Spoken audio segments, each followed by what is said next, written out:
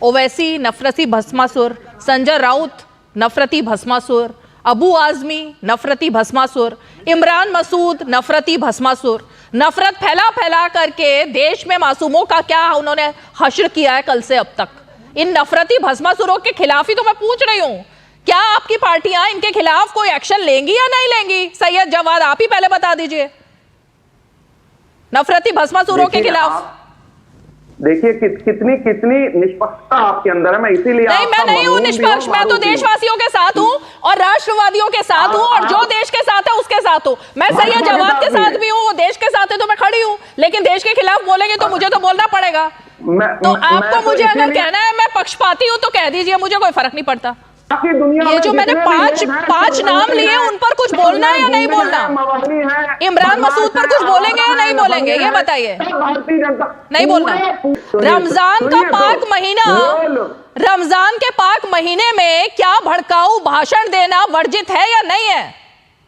जंतर मंतर पर रमजान के पाक महीने को नापाक करना, वो कहां पर लिखा हुआ है? कुरान में नहीं लिखा, कहीं किसी भी किताब में और ग्रंथ में नहीं लिखा हुआ है। उन पर आपको कुछ नहीं बोलना, आपको रीमा पर बोलना है, आपको हर किसी पर बोलना है, लेकिन वो नफरती भड़काऊ बयान देने वाले जो रमजान के पाक महीने में इस तरह से कर रहे हैं, उन पर आपको कुछ नहीं बोलना।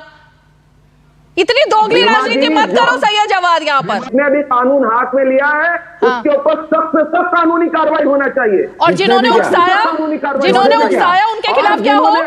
जो लोग औरंगजेब की कब्र के साथ खड़े हुए हैं, गुलाब चंद दुबे जी, जो लोग वीर सावरकर का अपमान करते हैं और फिर भी खून के घूंट पीकर बैठे रहते हैं सरकार, मतलब अब मैं क्या बोलूं कांग्रेस पार्टी के समर्थन में। अब मैं उनसे तो तुषार जी कुछ नहीं कह सकती, ना संजय राउत से कोई मजबूरी होगी ना मैं उद्धव ठाकरे जी से बोल सकती हूँ कि वीर सावरकर के अपमान पर भी वो चुप हैं, शिवाजी के अपमान पर भी चुप है, औरंगजेब के महिमा मंडन पर भी चुप है, अबू आजमी की पार्टी के साथ भी बैठे हुए हैं। मैं नहीं बोल सकती इस पे, अभी आपका पर्सनल मामला होगा।